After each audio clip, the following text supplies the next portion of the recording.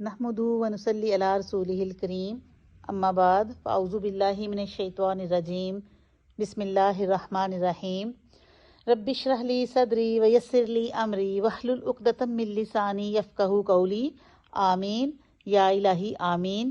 رب زدنی علما رب زدنی علما۔ سورۃ البقرہ آیت نمبر 29۔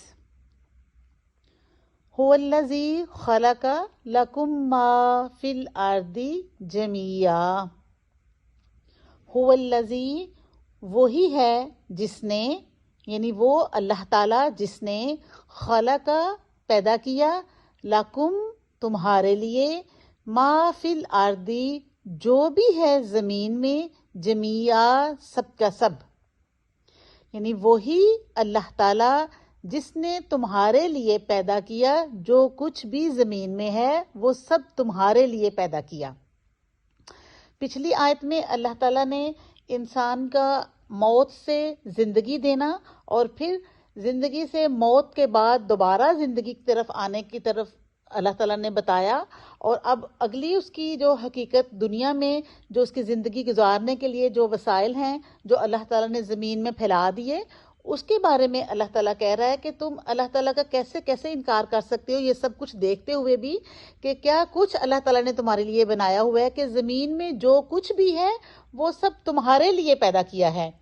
دنیا کی ہر چیز انسان کے لیے پیدا کی گئی ہے، اور یہ دیکھیں کہ ہر چیز انسانیت کی خدمت میں لگی ہوئی ہے، جیسے سورج، چاند، بارش، درخت، جانور، پھلوں اور پودوں کا اگنا، یہ سب کچھ انسان کے فائدے کے لیے، سب انسان کی خدمت میں لگے ہوئے ہیں۔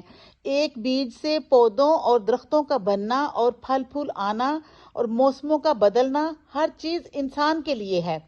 تو اللہ تعالیٰ انسان کو کیا یاد کرا رہا ہے کہ تم کیسے اللہ تعالیٰ کا انکار کر سکتے ہو، کہ جب کہ دیکھو تم وہی ذات جس نے هو الذی خلق لکم ما فی الارض جمیعا، وہ ذات جس نے زمین میں جو کچھ بھی ہے وہ سب کا سب تمہارے لیے پیدا کیا۔ ثم استوی، پھر وہ متوجہ ہوا، ثم استوی پھر وہ متوجہ ہوا، یعنی اس نے توجہ فرمائی، الی السماء آسمان کی طرف، فسواہن پھر اس نے درست کر کے بنا دیا، سبع سات سماوات آسمان، یعنی پھر اس نے اپنی توجہ آسمان کی طرف کی، یعنی جب اس نے زمین بنا لی، زمین کے اوپر ساری چیزیں پیدا کر لی، پھر اس نے، اس سے پتہ چلتا ہے کہ زمین پہلے بنی اور اس کے بعد اللہ تعالیٰ آسمان کی طرف متوجہ ہوا۔ ثم استوی الی السماء، پھر وہ آسمان کی طرف متوجہ ہوا اور اس کو فسواہن، اس کو درست کر کے بنا دیا، سبع سماوات سات آسمان۔ زمین و آسمان اللہ تعالیٰ نے انسان کے لیے پیدا کیے۔ یہ دیکھیں انسان کے پیدا ہونے سے پہلے ہی اس کے آنے کی جیسے تیاری ہو رہی ہے۔ اللہ تعالیٰ نے زمین بنائی، اس کے اوپر ہر چیز انسان کے کھانے پینے کے لیے، اس کے رہنے کے لیے جو جو چیزیں اس کو چاہیے تھی سب میسر کی، اور آسمان کو، ساتوں آسمانوں کو برابر کر دیا، تو پھر انسان پیدا ہوئے۔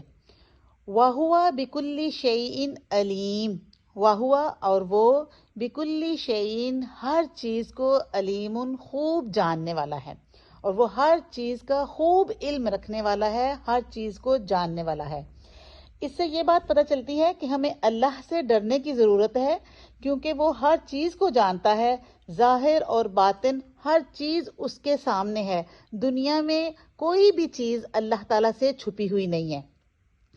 اچھا، یہ جو بات ہو رہی ہے نا کہ ہر چیز ہمارے لیے ہے، اس پہ ایک بہت بڑا ہی اچھا شعر ہے کہ جانور پیدا کیے تیری وفا کے واسطے، چاند سورج اور ستاروں کو ضیاء کے واسطے، ضیاء یعنی روشنی، چونکہ چاند سورج اور ستارے جو ہیں وہ روشنی دیتے ہیں، چاند سورج اور ستاروں کو ضیاء کے واسطے، کھیتیاں سبز کی تیری غذا کے واسطے، یہ جہاں تیرے لیے ہے اور تو خدا کے واسطے۔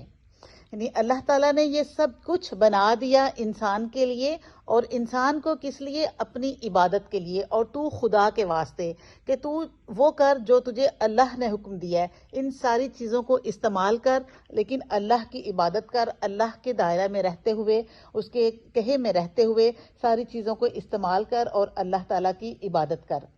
تو اے لوگو، یعنی یہ ساری چیزیں ہماری خدمت کر رہی ہیں، اور ہمیں کیا کرنا ہے؟ اپنے رب کی عبادت کرنی ہے۔ تو اللہ تعالیٰ نے کیا کہا؟ اے لوگو، اپنے رب کی عبادت کرو، کیونکہ اس نے تمہیں بھی بنایا اور جو کچھ بھی زمین میں ہے تمہارے لیے بنایا۔ تو تم ان چیزوں کے نہ بن جاؤ، بلکہ اپنے رب کے ہو جاؤ، اور اس سے ڈرو، کیونکہ اس کو سب پتا ہے کہ کون کہاں کیا کر رہا ہے، کون کہاں ڈنڈی مار رہا ہے۔ اللہ تعالیٰ ہمیں صحیح اور سیدھے راستے پہ چلنے کی توفیق دے، آمین۔ السلام علیکم ورحمۃ اللہ وبرکاتہ۔